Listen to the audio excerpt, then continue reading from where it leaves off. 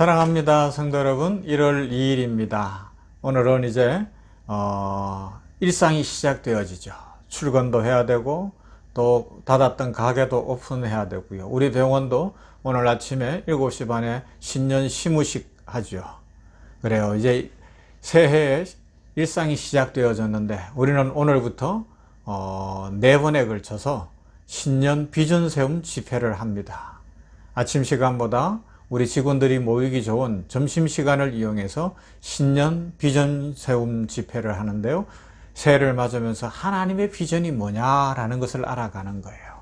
그러면서 그 하나님의 비전 앞에서 내 비전을 세우고 내 꿈을 세우고 하나님 앞에 특별히 기도함으로 올려드려서 그 꿈이, 그 비전이 이루어지는 2024년 되기를 소망합니다. 우리 냉천골 아침 묵상하는 성도님들의 꿈은 무엇입니까? 비전이 무엇입니까? 올 한 해 가장 중요한 일은 무엇입니까? 간절히 소원하는 일은 무엇입니까? 우리 함께 말씀 묵상하며 기도함으로 이 한 주간에 하나님의 축복을 간절히 사모함으로 하나님 앞에 올려드려서 하나님의 은혜와 축복이 넘치는 그 꿈이 이루어지는 것을 날마다 체험하고 기쁨과 감사와 또 평강이 가득한 2024년 되기를 원합니다. 그래서 오늘부터 금요일까지는 이 비전 세움 집회에서 나눌 말씀을 우리 성도들과 먼저 나누려고 합니다. 자, 여호수아 말씀인데요. 전체 주제가 그 땅으로 가라는 말씀이에요. 자, 오늘은 1장 1절부터 4절 말씀을 보도록 합니다. 그 땅으로 가라. 첫 번째, 여호수아 1장 1절부터 4절 말씀. 여호와의 종 모세가 죽은 후에 여호와께서 모세의 수종자 눈의 아들 여호수아에게 말씀하여 이르시되 내 종 모세가 죽었으니 이제 너는 이 모든 백성과 더불어 일어나 이 요단을 건너 내가 그들 곧 이스라엘 자손에게 주는 그 땅으로 가라. 내가 모세에게 말한 바와 같이 너희 발바닥으로 밟는 곳은 모두 내가 너희에게 주었노니 곧 광야와 이 레바논에서부터 큰 강 유브라데 강까지 해쪽 속의 온 땅과 또 해지는 쪽 대해까지 너희의 영토가 되리라. 아멘. 그 땅으로 가라. 2절에 나오는 말씀이에요. 약속의 땅 가나안으로 가라는 겁니다. 특별히 이 주제를 정한 이유는 올 한 해 우리 효산의료재단 샘병원 공동체, 그 중에 안양 샘병원이 지금 이제 새 병원을 건축해야 되거든요. 그 첫 해가 되는데 우리 힘으로 다 할 수 없어요.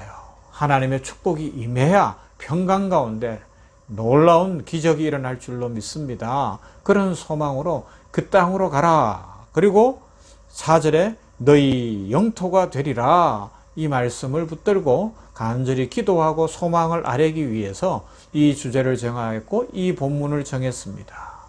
여호수아서를 통해서 이제 여리고 전쟁하는 것까지가 4번에 걸쳐서 나오는데 그러면서 하나님이 우리들에게 어떤 하나님이신가? 하나님이 어떤 복을 주시는가? 하나님께서 어떤 은혜를 주시는가? 이걸 우리 병원에도 적용할 수 있고 병원 교회에도 우리 성도들 한 사람 한 사람 개인에게 적용할 수 있고요. 나라와 민족에게도 선교지에도 적용할 수 있지 않겠습니까? 하나님의 말씀은 살아있는 말씀이니까. 하나님의 말씀은 능력의 말씀이니까 이 말씀을 나에게 주시는 말씀으로 받는 사람마다 축복이 넘치게 될 줄로 믿습니다. 그런 은혜를 누리기를 바랍니다. 자, 한동안 아이덴티티라는 말을 많이 썼어요. 정체성. 내가 누구냐라는 거죠. 한 해를 시작하고서 내가 누구냐라는 걸 알고 살아가면 복이 넘쳐요. 자기가 누군지도 모르면 게을러지고 악해지고 뭐 참 인생을 의미 없이 살다가 그냥 끝나고 말 거예요. 하지만 내가 누구인지를 분명히 알면 주어진 시간에서 최선을 다하는 거예요. KFC를 세운 그 원래 사장님이 어땠다고요?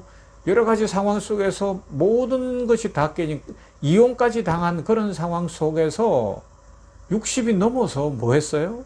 국가에서 주는 연금 가지고 내가 인생 이렇게 살 수 없다 깨닫고 우리 돈으로 한 20만 원 되는 그거 받아가지고 시작한 게 치킨, 리어카에다가 치킨 튀기기 시작한 것이 KFC가 된 거 아닙니까?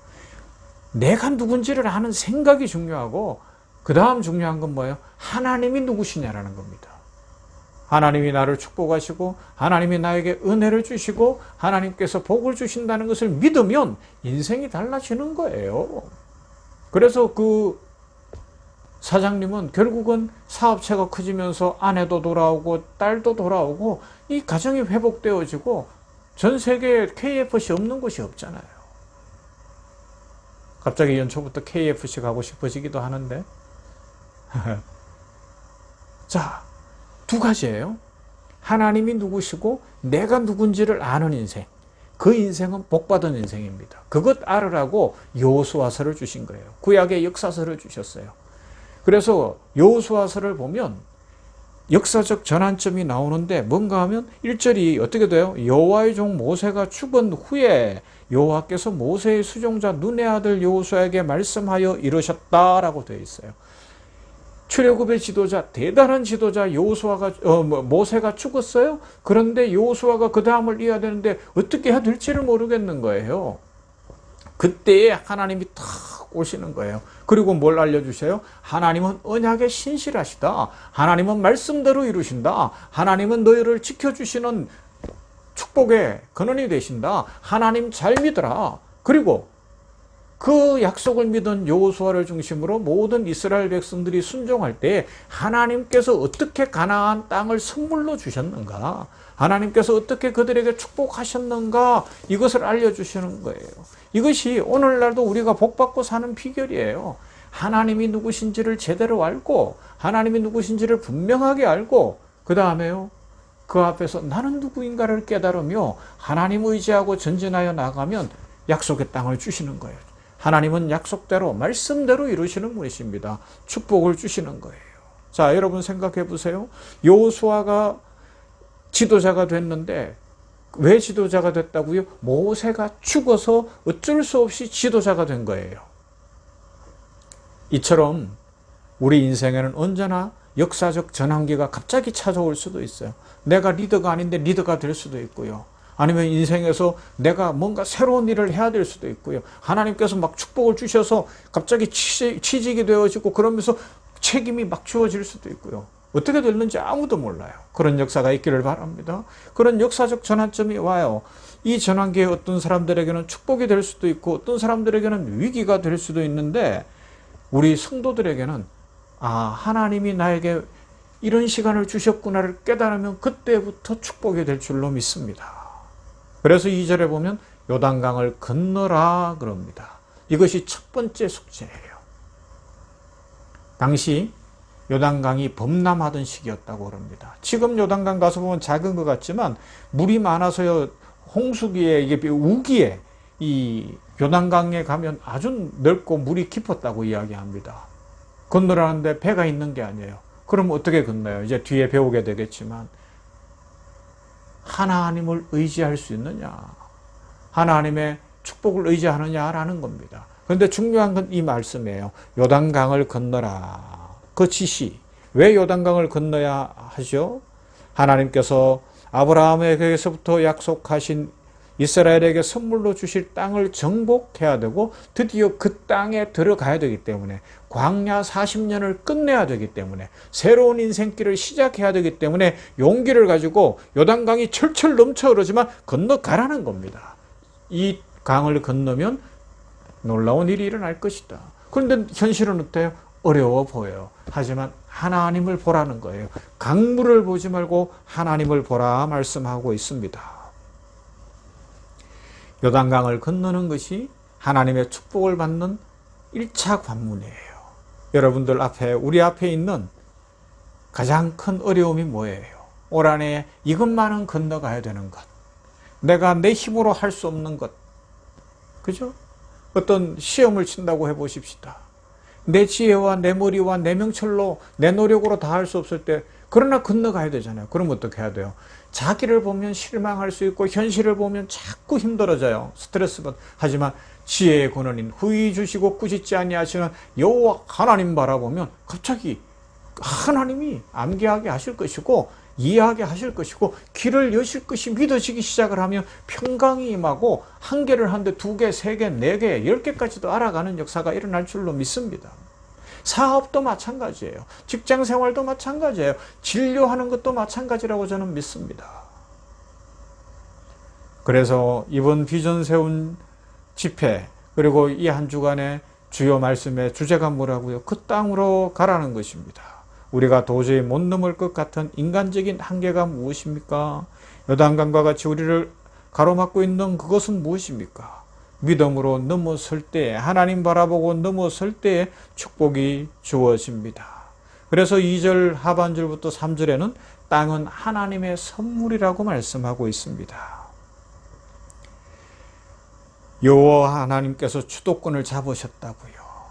하나님께서 약속하신 대로 이루신다는 것입니다. 그러면 우리는 무엇을 해야 될까요? 하나님 앞에 온전히 헌신하면 돼요. 자, 그래서 세 가지를 배울 수 있어요.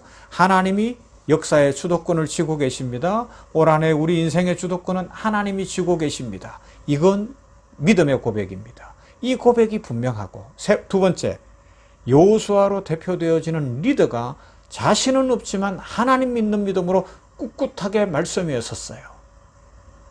그러면 돼요. 가정에서 영적 리더인 아빠나 엄마가, 또 자녀들이, 아니면 교회에서 담임 목사가, 직장에서 사장님이, 병원에서 원장님이 그렇게 분명하게 서면 하나님이 축복을 주십니다. 그리고요, 온 백성이 그 리더를 따라서 한 마음이 될 때, 가족들이 한 마음이 될 때, 성도들이 한 마음이 될 때 하나님의 역사가 일어납니다. 하나님이 역사의 주도권을 잡으셨어요. 그리고 리더가, 담임 목사가 하나님 말씀 앞에 섰어요. 그리고 성도들이 함께해요. 그러면 기적은 일어나요.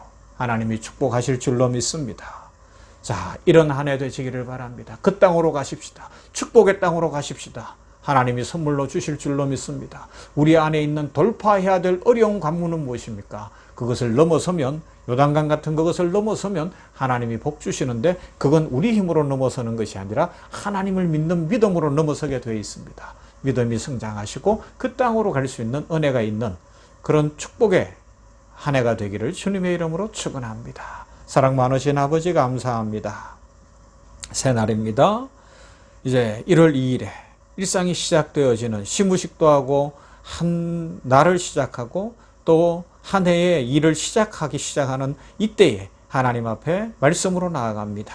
아버지여, 특별히 우리 효산의료재단 샘병원 공동체는 올 한 해 안양샘병원이 세 병원을 건립해야 하기에 이제 오늘부터 비전 세운 집회로 4번에 걸쳐서 그 땅으로 가라는 주제로 여호수아 말씀을 가지고 하나님은 누구시고 나는 누구인지를 배워가며 하나님 앞에 하나님이 역사의 주도권을 가지셨으니 이사장님이, 병원장님이, 그리고 모든 우리 임직원들이 하나 되어 꿋꿋이 서서 나아가기를 원합니다. 축복하여 주시옵소서. 아버지 하나님, 우리 병원교회를 축복하시어 하나님이 역사의 주도권을 주시고 병원교회를 부흥케 하실 것을 믿습니다. 아버지여, 담임 목사인 종에게 능력 주시고 성령 충만케 하시고 은혜 주시어 하나님의 말씀 앞에 굳게 서게 하여 주시옵시고, 우리 모든 성도들, 특별히 안수 집사님, 권사님 2분, 또 우리 집사님들, 성도들이 굳게 서서 하나님 앞에서 믿음으로 전진하여 그 땅으로 가는, 눈앞에 현실을 뛰어넘는, 그래서 축복의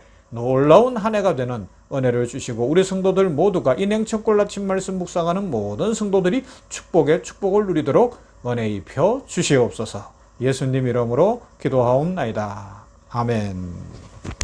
찬송합시다. 여호수아 본보다 앞으로 갑시다. 347장 허락하신 새 땅에.